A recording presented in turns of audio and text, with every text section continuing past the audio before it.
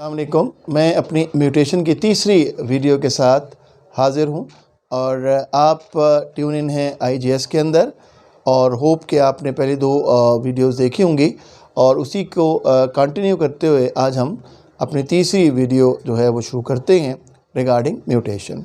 तो आज जो हम टॉपिक कवर कर रहे हैं वो है आपका gene point mutation. Last time हमने पढ़ा था क्रोमोसोमल एब्रेशन, जिसमें हमने सिंड्रोम्स पढ़े थे, जिसमें हमने डाउन सिंड्रोम पढ़ा था, क्लाइनफिल्टर सिंड्रोम पढ़ा था और हमने टर्नर सिंड्रोम पढ़ा था। आज जो हम पढ़ेंगे वो है आपका जीन पॉइंट म्यूटेशन। अच्छा, पॉइंट म्यूटेशन होता क्या है बेटे? जो एक स्पेसिफिक पॉइंट पर या एक बेस सीक्वेंस पर होती है, यानी कि कोई भी आपका जो बेस है उसके सीक्वेंस में अगर चेंज आ जाए तो उसको हम वो कॉज करती है पॉइंट म्यूटेशन। इसीलिए हम कॉज क्या लिखते हैं बेटा कि base change in individual gene. इसमें क्या होता है? बेस चेंज होता है किसमें? इंडिविजुअल जीन के अंदर। किसी भी इंडिविजुअल जीन के अंदर बेस की तब्दीली होती है और इस तब्दीली की वजह से पॉइंट म्यूटेशन होता है। अब अगर हम बात करें बेस चेंज की, तो चेंजेस तीन किस्म की होती हैं। एक है बेस सब्स्टिट्यूशन, एक है बेस इंसर्शन और एक है बेस डिलीशन। सबसे पहले जो आ जाता है, जो सबसे पहले जो चीज़ आ जाती है वो आ जाती है आपकी बेस सब्स्टिट्यूशन। उसमें क्या होता है कि आपका एक स्पेसिफिक जो बेस होता है उसके अंदर चेंज आती है, सब्स्टिट्यूट करता है। यानी देखें यहाँ पर टी जो है सब्स्टिट्यूट कर रहा है ए से, हमने टी को सब्स्टिट्यूट कर दिया ए से और क्योंकि टी ए में सब्स्टिट्यूट हो गया लिहाजा no this cause point mutation. दूसरा जो है वो बेस इंसर्शन है, जिसमें हम क्या करेंगे? इंसर्ट करेंगे, क्या कहते हैं, नए बेस सीक्वेंसेस को। मिसाल के तौर पर हम यहाँ ATT ये आपका शो कर रहा है कि तीन बेसिस हैं जिन्हें हमने ऐड किया किसके अंदर? इस पूरे मैसेज के अंदर। इसी तरीके से जो तीसरा है उसको हम बेस डिलीशन कहते हैं। इसमें हम डिलीट करते हैं किसी भी बेस को। मतलब यहाँ पर हमने टी यानी कि थायमीन को क्या कर दिया? डिलीट कर दिया। Now we have the message we don't have this T, so this T is deleted, so this may cause the point mutation. So the base substitution, substitute, base insertion, insertion and base deletion, deletion. So ये तीन किस्म की आपकी base changes होती हैं। अब हम एक टर्म इस्तेमाल करते हैं, frame shift mutation. Frame shift mutation क्या होता है? जिसमें वन या एक से ज़्यादा न्यूक्लियोटाइड या तो इंसर्ट कर लिए जाते हैं या डिलीट कर लिए जाते हैं। वो म्यूटेशन जिसकी कॉज क्या हो? या एडिशन या डिलीशन हो, वन और मोर न्यूक्लियोटाइड, उस म्यूटेशन को हम क्या कहते हैं? Frame shift mutation. हमारे पास पॉइंट म्यूटेशन की दो मेजर एग्जाम्पल हैं। एक है सिकल सेल एनीमिया और दूसरी है फिनाइल कीटोनुरिया। दूसरी है हमारे पास फिनाइल कीटोनुरिया। सिकल सेल एनीमिया हम इसे कॉमनली कहते हैं हीमोग्लोबिन SS डिजीज़। इसे हीमोग्लोबिन SS डिजीज़ कहा जाता है। इसके सिम्टम्स क्या हैं? पेन्स होती हैं और ये पेन आपकी घंटों में भी रह सकती हैं और दिनों में भी रह सकती हैं। It all depends upon your body condition. दूसरा, फटीग रहती है, इलनेस रहती है, फीवर रहता है, लाइट आपके जो है हार्ट रेट होता है, हाई हार्ट रेट होता है, शॉर्टनेस ऑफ ब्रीदिंग होती है।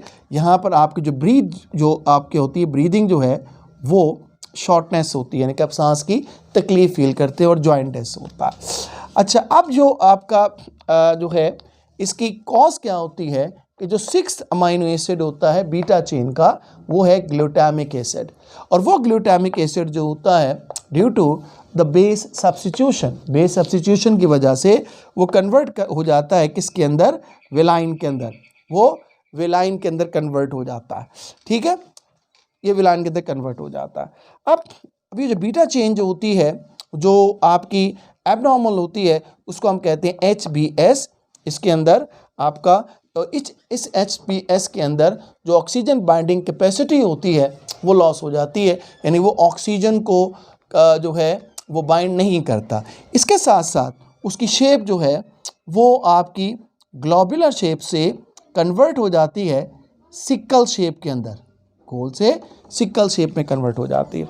दूसरी जो है इसकी ट्रीटमेंट क्या है, ब्लड ट्रांसफ्यूजन कराएं, यूज़ ऑफ पेन किलर्स का इस्तेमाल हो सकता है, एक्सेस फ्लूइड का यूज़ हो सकता है, और इसके अलावा इसमें बोन मैरो या स्टेम ट्रांसप्लांटेशन भी हो सकती है।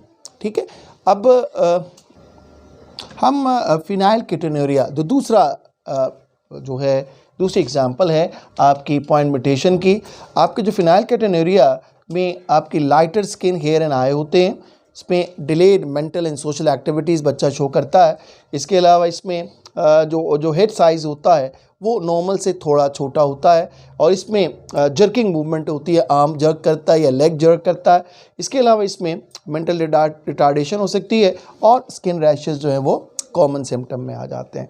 इसमें होता क्या है, अगर एक नॉर्मल पर्सन, एक नॉर्मल बच्चा है, उसमें फिनाइल एलानिन को फिनाइल एलानिन हाइड्रोक्सिलेज कन्वर्ट कर देता है अनदर अमीनो एसिड टायरोसिन के अंदर, और वो टायरोसिन जो है फिर फर्दर बायोलॉजिकली आपका अपना फंक्शन परफॉर्म करता है। लेकिन क्योंकि इसमें जो है आपका पॉइंट म्यूटेशन हो जाती है, तो फिनाइल एलानिन जो है वो टायरोसिन में कन्वर्ट होने के बजाय कन्वर्ट हो जाता है फिनाइल कीटोन्स के अंदर। लिहाजा फिनाइल कीटोन्स बनते हैं तो ये एक्यूमुलेट होते हैं, और इनके एक्यूमुलेशन से आपका सेंट्रल नर्वस सिस्टम जो है वो डैमेज होता है। इसकी ट्रीटमेंट क्या है, इसकी ट्रीटमेंट क्या है कि आप एक इन्फेंट फार्मूला देते हैं बच्चे को, और उसे कहते हैं लोफिनालैक्स। ये जो आपका फार्मूला होता है, इस फार्मूले के अंदर लो फिनाइल एलानिन होता है, लिहाजा ये आपका एक प्रोटीन यूज़ या प्रोटीन सोर्स इस्तेमाल किया जाता है, और ये थ्रू आउट द लाइफ दिया जाता है, पूरी ज़िंदगी इसे बच्चे को दिया जाता है इस फार्मूला को। So this is the point mutation. Give a very quick review that point mutation is a base change in an individual gene. So the base change can be divided into three properties, three types. Three types. This is base substitution, which a base substitute with one another. The T substitute with A.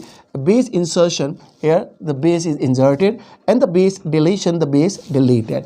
Now the frame shift mutation, when the nucleotide are either inserted or deleted from the DNA, it is called as frame shift mutation. So sickle cell anemia is a disease due to a point mutation in which hemoglobin fail the capacity to carry oxygen. It is due to the conversion of glutamic acid into valine. And treatment includes the bone marrow transplantation and stem cell transplantation. The second one is phenylketonuria, in which phenylalanine fails to convert into tyrosine but convert into phenyl ketones, and these phenyl ketones accumulated in your body and damage your central nervous system. So the formula, feeding formula used for the child in order to provide protein source, because this formula has low phenylalanine level, and so the ketone formation is very less, which is not dangerous for the central nervous system. So this is the whole revision of this point mutation. I hope you understand it, and further videos के लिए आप हमारा channel देखते रहिए। इंशाल्लाह next time हम जो topic select करेंगे वो इंशाल्लाह आपका नाइट्रोजन साइकिल होगा, और उस पर इकोलॉजी होगा, मिकोलॉजी स्टार्ट करेंगे। तब तक के लिए थैंक यू वेरी मच। अल्लाह हाफ़िज़। अस्सलाम वालेकुम रहमतुल्लाह।